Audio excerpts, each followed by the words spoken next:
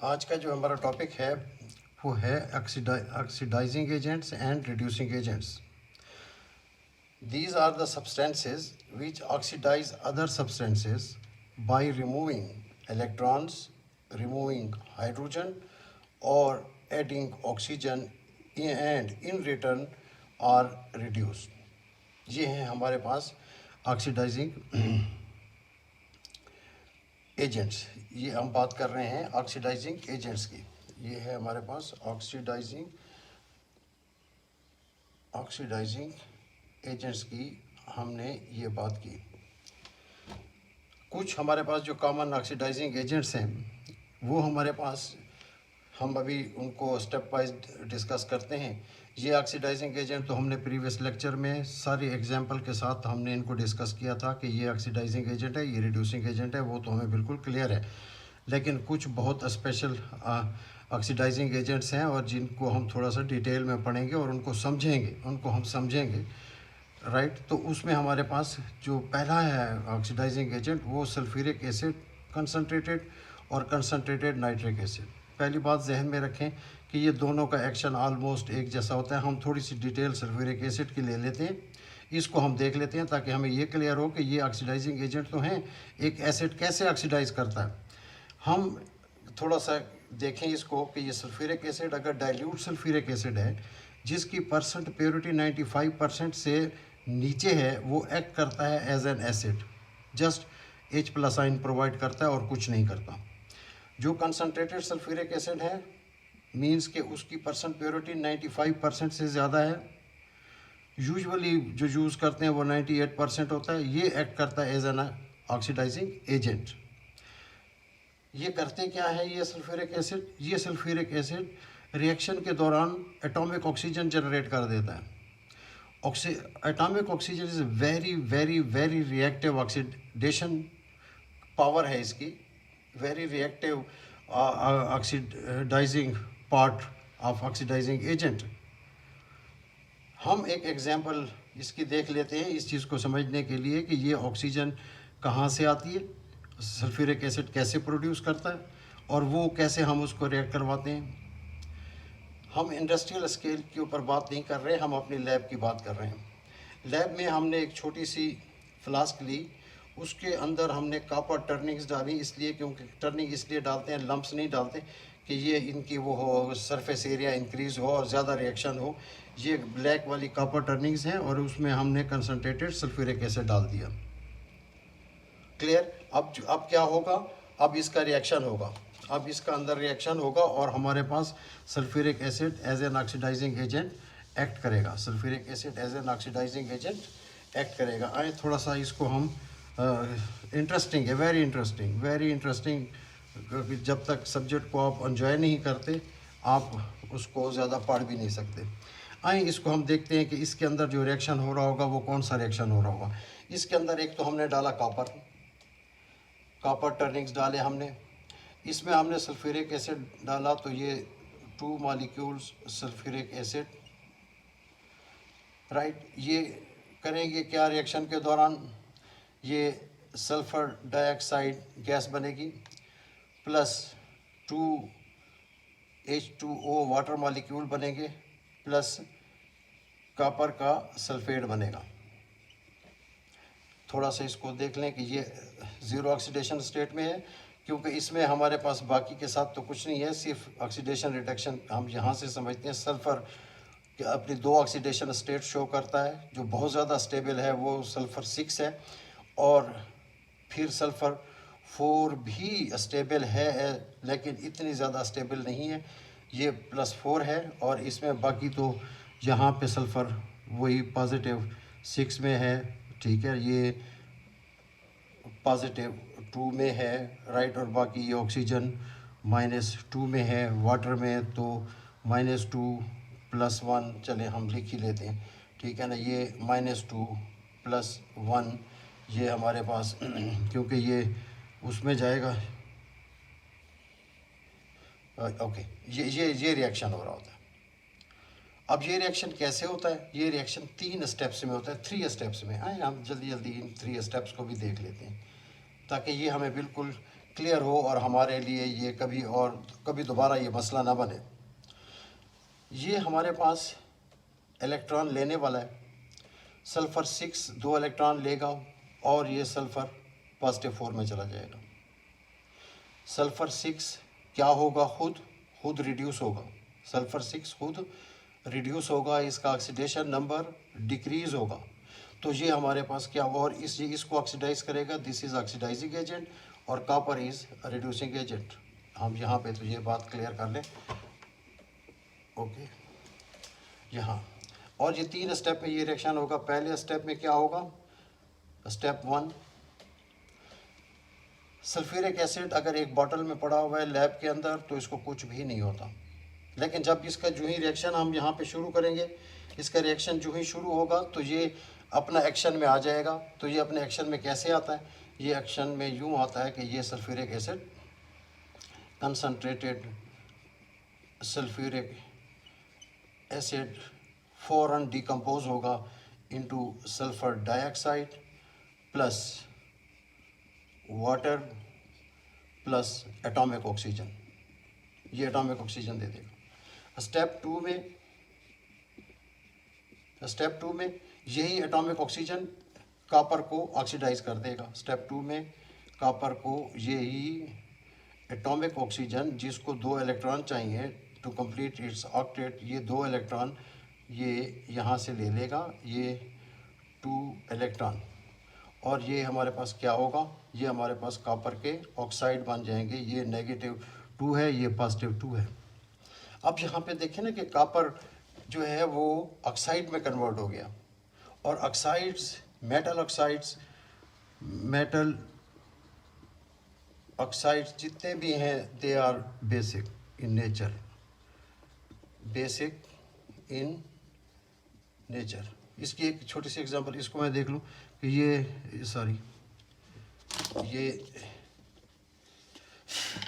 Copper का oxide है, इसको वाटर में डालें तो ये हमारे पास कॉपर के हाइड्रोक्साइड बनेंगे।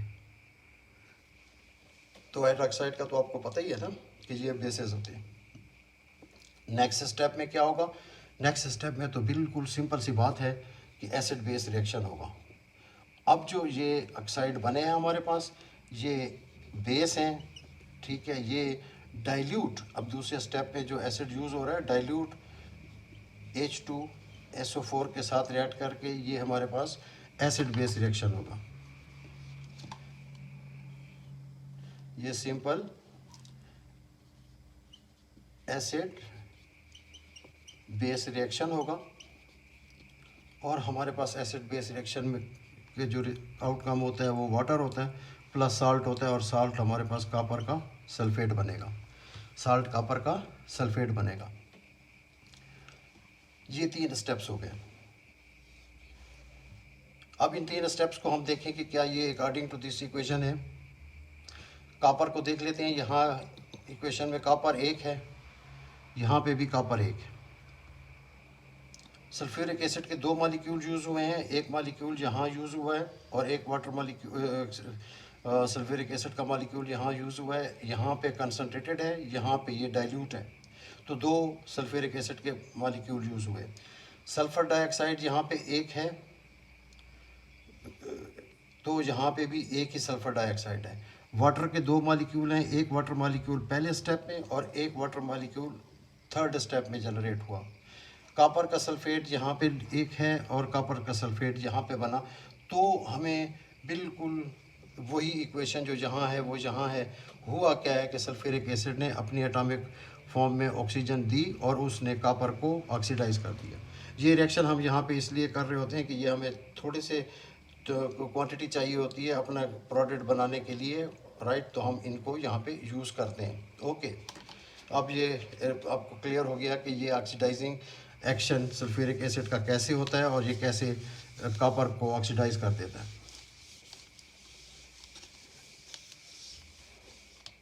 नेक्स्ट जो हमारे पास इस रिएक्शन का एक्सटेंसिव यूज़ है, ये एक्सटेंसिवली यूज़ होता है ये इंडस्ट्री में, और इसमें अगर आप देखें कि ये हमारे पास जो नाइट्रिक एसिड कंसनट्रेटेड है वो भी एटॉमिक ऑक्सीजन प्रोवाइड करता है। ये नाइट्रिक एसिड कंसनट्रेटेड HNO3 ये भी एटॉमिक ऑक्सीजन प्रोवाइड करता है और वैसे ही इसका एक्शन होता है जैसे सल्फ्यूरिक एसिड का है।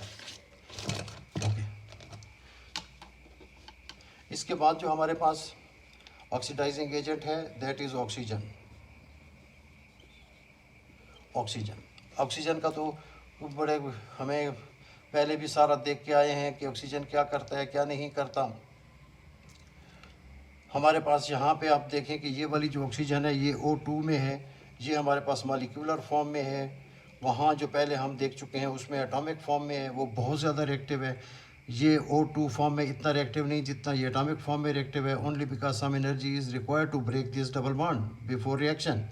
रिएक्शन तो एटम्स का होगा, मॉलिक्यूल का तो रिएक्शन नहीं होगा। ये ऑर्गेनिक केमिस्ट्री में तो नहीं है, हम तो जनरल स्टडी कर रहे हैं इसकी, तो ये ज़रा स्लो रिएक्शन होगा। तो ये वाली ऑक्सीजन जो है ये हम कहाँ से ले लेते हैं, हम इसको एयर से ले लेते हैं। ये ऑक्सीजन फ्रॉम एयर। लेकिन एयर में हमारे पास क्योंकि 20% ऑक्सीजन है, 20% ऑक्सीजन है, कॉस्ट इकोनॉमिक्स को देखते हुए कि कम से कम पैसे लगें कम से कम, तो उसको ये करते हैं। लेकिन इसमें इसके टेम्परेचर बहुत एलिवेटेड होते हैं, हाई टेम्परेचर पे ये वाला रिएक्शन हो रहा होता है इसकी ऑक्सीडेशन। तो इसकी ऑक्सीडेशन में अगर हम एक ही देख लेते हैं हम एग्जांपल, ऑक्सीजन है, एक कॉपर है, इसको oxygen from air is a gas, ये हमारे पास सॉलिड, ये हमारे पास बनाता है क्या चीज़, कॉपर के ऑक्साइड। ये हमारे पास दो बनेंगे, कॉपर भी हमारे पास दो चाहिए, राइट। इसमें ऑक्सीडेशन स्टेट इसकी ज़ीरो है, कॉपर +2 में चला गया, ऑक्सीजन ज़ीरो है, ऑक्सीजन -2 में चला गया। तो इसमें तो देख लें कि ये ऑक्सीजन ने इसको ऑक्सीडाइज़ किया, तो oxygen is oxidising agent, copper ने इसको रिड्यूस किया, this is a reducing agent. ये यहाँ तक तो ये बात बिल्कुल क्लियर है, इट्स ओके। ये एलिवेटेड टेम्परेचर है, हाई टेम्परेचर पे।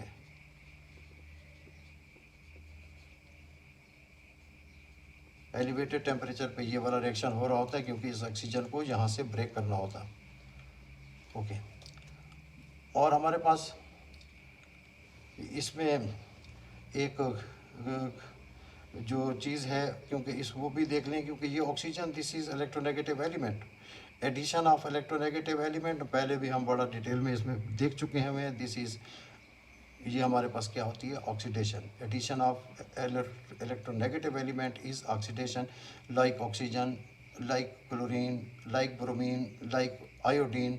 वो और ज़रूरी नहीं है कि वो सारे के सारे इस मेटल में आएँ। इस मेटल के जो ऑक्साइड हमें रिक्वायर्ड है, इस मेटल के जो ऑक्साइड रिक्वायर्ड हैं वो हमारे पास ये हैं। इसी तरीके से हमारे पास जैसे ये नॉन मेटल है, इसी तरीके से आप क्लोरीन का भी फिर एक एग्जांपल देख लेते हैं। ये पहले भी हम देख चुके हुए हैं। ये इसको क्लोरीन को जब मैग्नीशियम के साथ हम रिएक्ट करवाते हैं, chlorine is a gas, magnesium is a solid. ये हमारे पास मैग्नीशियम के MgCl2 बनेगा +2 और ये -1, ये zero oxidation acid, magnesium oxidise होकर +2 में आया, इसको क्लोरीन ने किया, तो ये ऑक्सीडाइजिंग एजेंट है, this is a reducing agent. बहुत इम्पॉर्टेंट जो हमारे पास वो है ऑक्सीडाइजिंग एजेंट, वो हमारे पास वो हैं जिनको मोस्टली हम ऑर्गेनिक केमिस्ट्री में यूज़ करते हैं। उनमें जो हमारे पास एक है पहला, वो हमारे पास KMnO4, potassium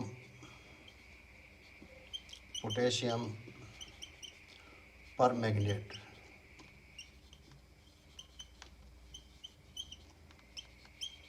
potassium permanganate KMnO4 ये ऑक्सीजन प्रोवाइड करता है, provides oxygen in a chemical reaction. इसको हम यूज़ करते हैं, यूजेज इन ऑर्गेनिक केमिस्ट्री।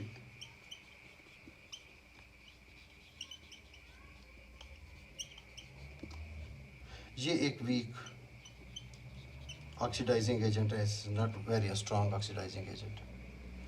इसका हम रिएक्शन देखेंगे, एग्जाम्पल देखेंगे।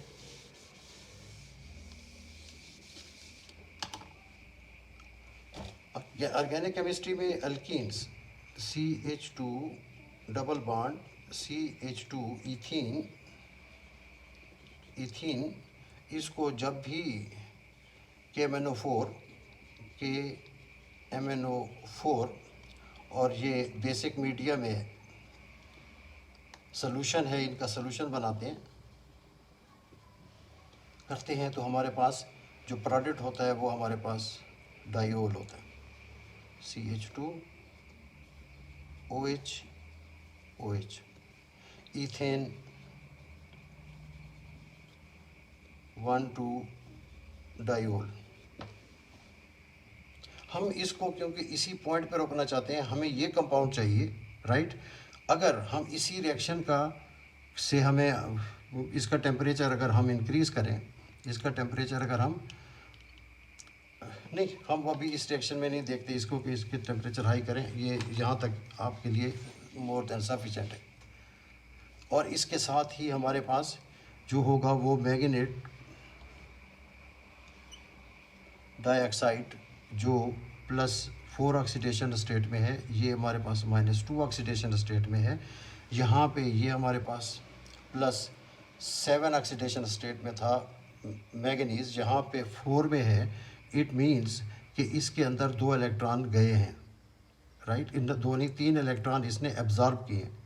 3 इलेक्ट्रॉन एब्जॉर्ब करने के साथ ही ये खुद तो हो गया रिड्यूस, इसने अगले कंपाउंड को कर दिया ऑक्सीडाइज। तो KMnO4 ये जो है हमारे पास ऑक्सीडाइजिंग एजेंट है, राइट। इसने ऑक्सीडाइज किया, ये हमारे पास ये ऐसा है एक रिएक्शन जिसमें कि हम डिटेक्शन ऑफ डबल बॉन्ड देखते हैं। डिटेक्शन ऑफ डबल बॉन्ड देखते हैं। आपके पास एक कंपाउंड है जिसका आपको पता नहीं है whether the compound is saturated और नॉट, तो आप उसकी अनसैचुरेशन कैसे देखेंगे? तो ये वाला रिएक्शन करेंगे। इसमें क्या होगा, इसमें हमारे पास पर्पल कलर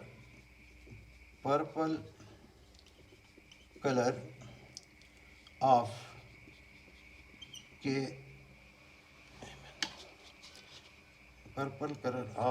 KMnO4 ये डिसअपियर होगा, ये डिसअपियर हो जाएगा। और ब्राउन सस्पेंशन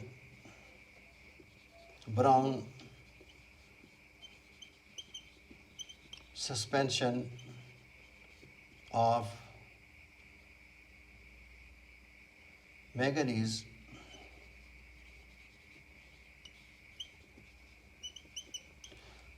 मैंगनीज 4 ऑक्साइड ये अपीयर होगी। तो इस चीज़ से हमें ये अंदाज़ा हो जाएगा कि अगर अननोन कंपाउंड है तो उसमें उसकी अनसैचुरेशन का पता चल जाएगा कि कंपाउंड इज़ अनसैचुरेटेड। इसीलिए भी इस ऑक्सीडाइजिंग एजेंट की बहुत इंपॉर्टेंट है और बहुत ज़्यादा यूज़ होता है ये ऑर्गेनिक केमिस्ट्री में, KMnO4। हमारे पास जो नेक्स्ट है वो है potassium dichromate. Potassium dichromate potassium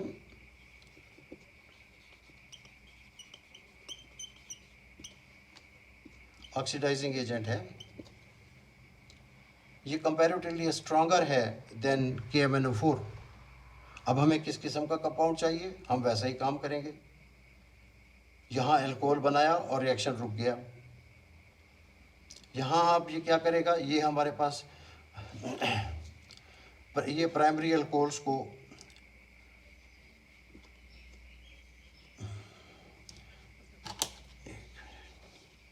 ये प्राइमरी एल्कोहल्स को ऑक्सीडाइज करता है।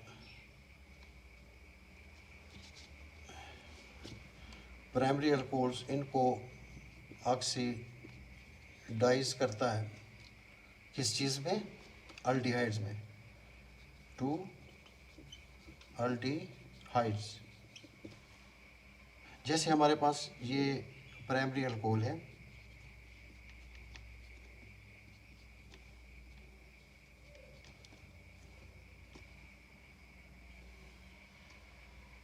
ये पोटेशियम डाइक्रोमेट भी है, इसके साथ बिल्कुल इसके पैरेलल एक इसी का ही कंपाउंड है, वो हमारे पास सोडियम डाइक्रोमेट। ये दोनों एक जैसे ही हैं, दोनों ऑक्सीडाइजिंग एजेंट हैं। ये ज़्यादा स्ट्रॉन्ग ऑक्सीडाइजिंग एजेंट हो शायद, और ये है, और ये थोड़ा सा कम है। तो ये हमारे पास इसको ऑक्सीडाइज कर देगा किस चीज़ में, अल्डिहाइड में, C double bond O H R, aldehyde plus इसमें, खैर इसको अगर आप उसमें नहीं जाए तो ये प्लस वाटर बनता है बाहर, तो हम इधर उसको लिखने की ज़रूरत नहीं है, हम उसमें जा रहे हैं। ये इसमें हमने डाला क्या, इसमें हमने सोडियम Cr2O7 और इसको एसिडिक मीडिया में हमने यूज़ किया, और ये वाला रिएक्शन हुआ रूम टेम्परेचर पे। अगर तो हमें अल्डिहाइड चाहिए तो रूम टेम्परेचर पे रखेंगे, हमें ये कंपाउंड अपना ले लेंगे हम। और अगर हमें एसिड चाहिए, कार्बोक्सिलिक एसिड चाहिए, तो इसी का टेम्परेचर, इसी रिएक्शन मिक्सचर का जिसमें ये सारा कुछ हो रहा है, उसको हम 50 डिग्री सेंटीग्रेड पे ले जाएंगे। तो ये हमारे पास फर्दर ऑक्सीडेशन होगी ऑफ दिस अल्डिहाइड। तो वो ये हमारे पास जो क्रोमेट है ये ऑक्सीजन देंगे हमें, ठीक है, रिएक्शन मिक्सचर के दौरान, और ये ऑक्सीजन यहाँ एडअप हो जाएगी। एक बॉन्ड ये ऑक्सीजन कार्बन के साथ बनाएगी, एक बॉन्ड ये ऑक्सीजन इस हाइड्रोजन के साथ। तो ये हमारे पास सी डबल बॉन्ड ओ, इसी ऑक्सीजन ने एक इससे बनाया बॉन्ड और एक इससे बनाया, ठीक है। तो ये हमारे पास RCOOH कार्बोक्सिलिक एसिड।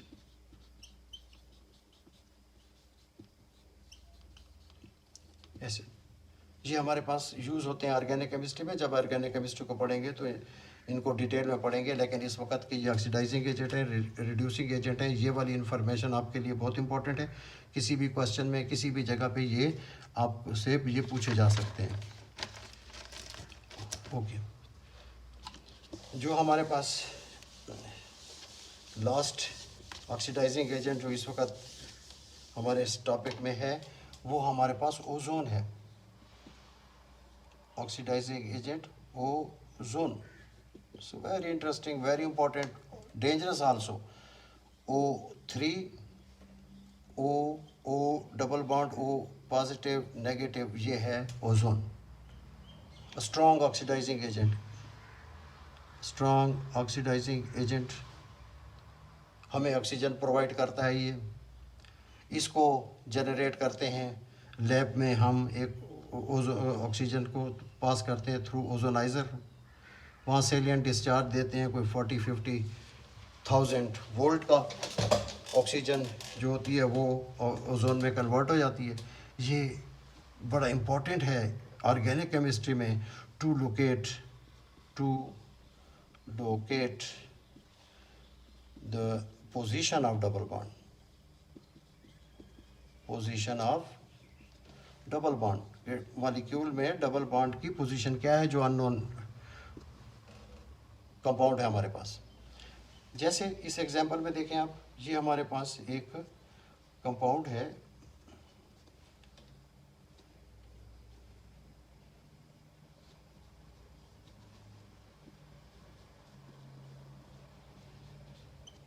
इसकी जब ओजोनेलिसिस करेंगे, ओजोनेलिसिस,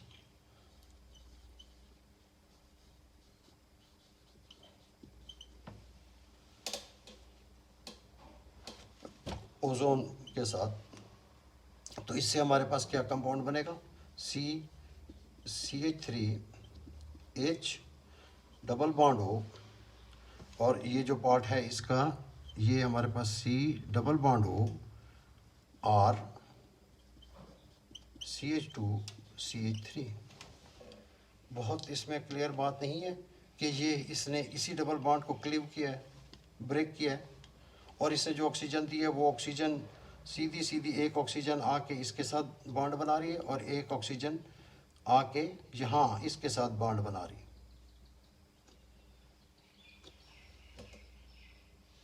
इसी का एडवांटेज लेते हुए इसकी यूज़ करते हैं ऑर्गेनिक केमिस्ट्री में टू लोकेट डबल बॉन्ड। अब हम और कुछ भी ना करें, हम जिस ये एक अननोन कंपाउंड था, उसकी हमने ओजोन एनालिसिस की, उसके ये दो कंपोनेंट आए, उसकी हमने पूरे स्ट्रक्चर एलुसिडेशन किया, फाइनली हमें पता चला कि इसमें दो कंपाउंड ये वाले बने हैं। हम उन दो कंपाउंड के स्ट्रक्चर लिख के उन दोनों को आमने सामने यूँ रख देंगे और उनके दरमियान की ये ऑक्सीजन हटा के इस डबल बॉन्ड को हम कंप्लीट कर लेंगे। तो ये हमारे पास पोजीशन ऑफ डबल बॉन्ड है। पिछले हम रिएक्शन में जो था उसमें हमने ये देखा था KMnO4 के साथ कि इसमें अनसैचुरेशन है या नहीं है। ओके, ये तो थे हमारे पास ऑक्सीडाइजिंग एजेंट्स। आइए हम अब थोड़े से इसी तरीके से कुछ रिड्यूसिंग एजेंट्स को भी देख लें।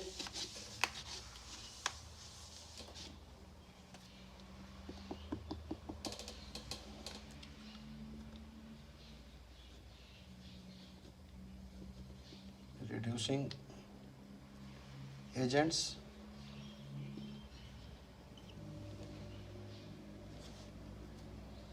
इनमें सबसे जो इम्पोर्टेंट और कॉमन और मोस्टली यूज़ करते हैं वो दो ही हैं, एक हाइड्रोजन है, एक कार्बन है। Hydrogen as a reducing agent, ये रिएक्शन इंडस्ट्रियल रिएक्शन है। अब हमारे पास ओर में आयरन के मोस्टली ऑक्साइड्स होते हैं, फ्री स्टेट में नहीं होता आयरन। इससे हमें आयरन एक्सट्रैक्ट करना पड़ता है, जिसको आप अपने अराउंड देखें तो हर तरफ आयरन ही आयरन है। आयरन मेटल होता है, वो मेटल कैसे हम निकालते हैं, जहाँ और प्रोसेस है वहाँ पे एक इम्पॉर्टेंट इंडस्ट्रियल प्रोसेस ये भी है।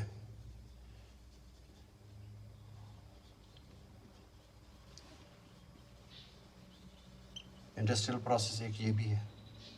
ये हमारे पास जो हाइड्रोजन है, न सिर्फ ये कि ये iron industrial process for extraction of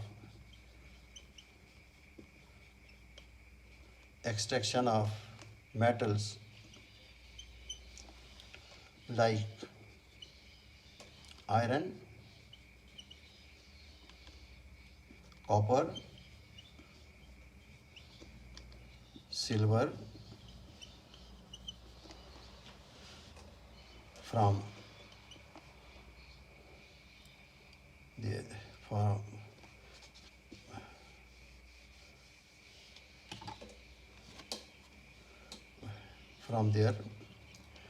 their oxides और मोस्टली हमें ओर में ऑक्साइड्स मिलते हैं मेटल्स के। जैसे एक एग्जांपल में देखें हम कि ये हमारे पास Fe2O3 आयरन ओर है, ओर से निकाला राइट आया, उसको इंडस्ट्री में हाइड्रोजन गैस के साथ रिएक्ट करवाया एट हाई टेम्परेचर राइट। तो ये हमारे पास क्या बना, आयरन जो था वो अपने मेटल फॉर्म में आ गया, सॉलिड फॉर्म में आ गया और हमारे पास 3 वाटर मॉलिक्यूल बने, लिक्विड बने। यहाँ पे हमारे पास आयरन ये जो था ये हमारे पास सॉलिड था, ऑक्सीडेशन स्टेट लिखें तो इसकी पॉजिटिव -2 0 0 +1 -2 बैलेंस केमिकल इक्वेशन है हमारे। इसने हाइड्रोजन ने ऑक्सीजन रिमूव किया फ्रॉम आयरन ऑक्साइड्स, तो ये हमारे पास रिड्यूसिंग एजेंट है। और इसने क्योंकि इसको ऑक्सीजन दिया, वाटर बनाया, तो ये हमारे पास ऑक्सीडाइजिंग एजेंट है। क्योंकि ये ऑक्सीडेशन रिडक्शन दो पैरेलल रिएक्शंस हैं जो साइड बाय साइड चलते हैं। इसी तरीके से अगर आप कार्बन हमारे और अगला जो वो है हमारे पास कार्बन, ये भी बहुत ज़्यादा यूज़ होता है इंडस्ट्री में एज ए रिड्यूसिंग एजेंट। और इससे रिड्यूस होती हैं मेटल, ओर्स को ही रिड्यूस करते हैं। जैसे हमारे पास zinc, this is reducing agent. Example हम इसकी लेते हैं जिंक ऑक्साइड से, इससे हम कार्बन के साथ इसकी रिडक्शन करते हैं। ये हमारे पास जिंक ज़ीरो में चला जाता है। ये हमारे पास कार्बन मोनोऑक्साइड -2 +2 0 -2 +2। हमें ये जिंक तो बहुत ज़्यादा चाहिए। सिंपल सी बात है समझने के लिए कि जिंक जो है ये मोर रिएक्टिव है देन आयरन। शिप्स के जो नीचे जो पोर्शन शिप का पानी के अंदर होता है उसमें सारा आयरन होता है, सपोर्ट सारी आयरन की होती है, और ये आयरन की रस्टिंग होती है वहाँ पे क्योंकि पोल्यूटेड वाटर है। उस रस्टिंग को रोकने के लिए सैक्रिफिशियल एलिमेंट जिंक के बड़े बड़े पीसेस लगा देते हैं नीचे। वो ऑक्सीडेशन इंस्टेड ऑफ आयरन वो जिंक की होती रहती है, और पीरियडिकली उन जिंक के वो बड़े ब्लॉक्स को शिप के नीचे से हटा दिया जाता है। तो इसीलिए ये इस रिएक्शन को देखें कि कैसे मज़े से जिंक ऑक्साइड में से उसने जिंक को रिमूव किया और कार्बन मोनोऑक्साइड बनाया। और ये जो कार्बन मोनोऑक्साइड है ये रिएक्टिव इंटरमीडिएट है, वेरी वेरी रिएक्टिव है। और इसको भी हम देखते हैं, जो ही ये बनता है ये एयर से ऑक्सीजन लेके ये कार्बन डाइऑक्साइड बना देता है। हमारे पास जो इम्पोर्टेंट और है वो है सल्फर डाइऑक्साइड। ये भी बहुत ज़्यादा इम्पोर्टेंट है और इंडस्ट्रियल यूज़ है इसका भी। ये हमारे पास यूज़ होता है कांटेक्ट प्रोसेस में, जिसमें प्रोडक्शन है सल्फ्यूरिक एसिड की, प्रोडक्शन है ऑफ सल्फ्यूरिक एसिड H2SO4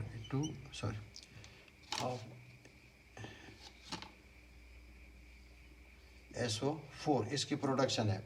ये सल्फर डाइऑक्साइड एरियल ऑक्सीजन है, इसमें देते हैं इसको।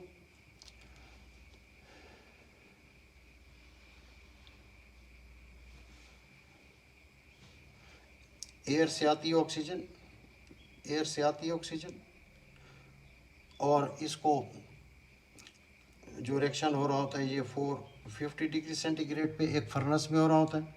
इससे ये सल्फर ट्राइऑक्साइड बनती है, और इस सल्फर ट्राइऑक्साइड में जब पानी का स्प्रे करते हैं ऊपर से, और ये हमारे पास H2SO4 बन जाता है इंडस्ट्री में, और इसका बेतहाशा यूज़ है। आप ये देखें कि ये sulphur dioxide, this is not trioxide, this is sulphur dioxide. ये सल्फर डाइऑक्साइड जो है वो सल्फर ट्राइऑक्साइड में गया। सल्फर डाइऑक्साइड में इसकी ऑक्सीडेशन स्टेट +4 है, यहाँ पे ऑक्सीडेशन स्टेट +6 है।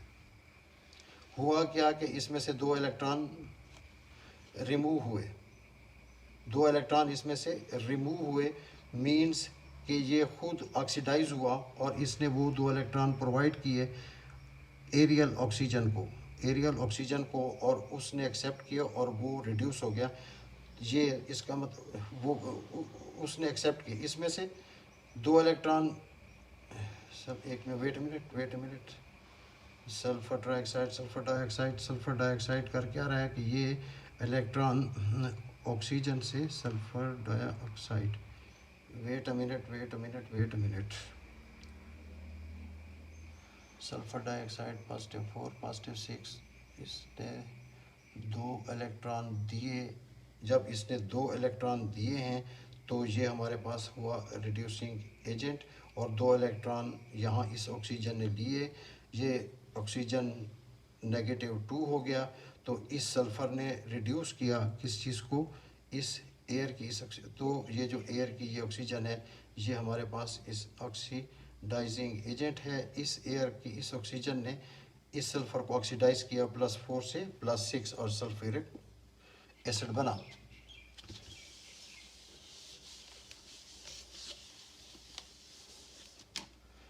नेक्स्ट जो हमारे पास है रिड्यूसिंग एजेंट वो है कार्बन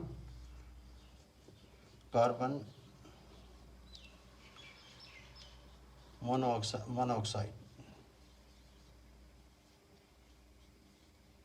ये रिएक्टिव इंटरमीडिएट्स हैं, ड्यूरिंग रिएक्शन ये प्रोड्यूस होते हैं और फ़ौरन ये रिएक्ट करते हैं क्योंकि ये बहुत अनस्टेबल होते हैं, वेरी हाई एनर्जी के होते हैं। ओके, ये भी हमारे पास एक्ट करता है एज ए रिड्यूसिंग एजेंट। ये हमारे पास देखें कि कैसे ये करते हैं रिएक्ट। ये हमारे पास ये कहीं से भी इसको ऑक्सीजन मिलती है, कहीं से भी इसको ऑक्सीजन मिलेगी तो इसने फ़ौरन उसको लेके कार्बन डाइऑक्साइड बनाएगा। यहाँ कंडीशन ये चलेगी। तो ये हमारे पास क्या हुआ, इसने ऑक्सीजन को कंज्यूम किया, ऑक्सीजन को इसने कंज्यूम किया, ये खुद ऑक्सीडाइज होकर ये बना, ऑक्सीजन यूज़ हो गया, तो this is a reducing agent, this is oxidising agent.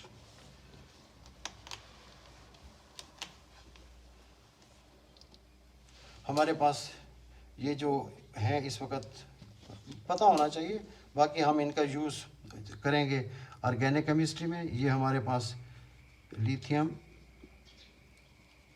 Aluminium hydride, lithium aluminium hydride, lithium aluminium hydride. और हमारे पास इसके साथ दूसरा है सोडियम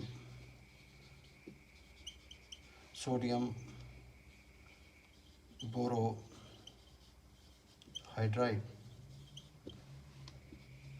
सोडियम बोरो हाइड्राइड। ये करते क्या हैं, ये हमारे पास हाइड्राइड आन देते हैं। ये हाइड्राइड आयंस। ऑर्गेनिक में देखेंगे हम इसको कि ये हाइड्राइड आयन कार्बोनिल कंपाउंड्स के कार्बन पे कैसे अटैक करते हैं और उसमें कैसे एड अप हो जाते हैं। तो ये हमारे पास रिड्यूसिंग एजेंट है, ये हमारे पास रिड्यूसिंग एजेंट है। जस्ट देख लेते हैं हम, चले C double bond O R, इसको हमने सोडियम बोरोहाइड्राइड जो किसी से भी रिएक्ट करवाया, ये हाइड्राइड इस कार्बन पे अटैक करेगा और ये इसको यूँ लिख लेते हैं क्योंकि ये पहले से ही पार्शियल पॉजिटिव पार्शियल नेगेटिव होता है। ये इलेक्ट्रोफिलिक सेंटर है, हाइड्रोजन यहाँ पे आया, ये ऊपर चला गया और यहाँ से जब ये आया नेगेटिव हुआ तो इसने वाटर से H लेके इसने RC, ये H यहाँ हो गया, ये वो हाइड्राइड वाला H है और ये हमारे पास OH, तो इसने इन कार्बोनिल कंपाउंड को उसने एल्कोहल में कन्वर्ट कर दिया। ये हमारे पास कीटोन है और यहाँ पे ये हमारे पास एल्कोहल है। ओके, यहाँ पे ये हमारा ये लेक्चर ख़त्म हुआ। नेक्स्ट जो हमारा लेक्चर आएगा वो आएगा oxidation states, oxidation number, rules क्या हैं जो ऑक्सीडेशन स्टेट ऑक्सीडेशन नंबर को हम असाइन करते हैं। ये टॉपिक इम्पोर्टेंट इसलिए आगे चल के आपको अंदाज़ा होगा कि ये कितना इम्पोर्टेंट है। और जितनी डिटेल में हमने इस वक्त ऑक्सीडाइजिंग एजेंट रिड्यूसिंग एजेंट को पढ़ा, ये वो नॉलेज है केमिस्ट्री का जो आपके पास होना चाहिए, कहीं पे भी ये यूज़ होगा और मोस्टली क्वेश्चंस में इस किस्म की चीज़ें यूज़ होती हैं। वहाँ पे फिर हम परेशान हो जाते हैं कि ये तो हमने पढ़ा ही नहीं था। It's okay.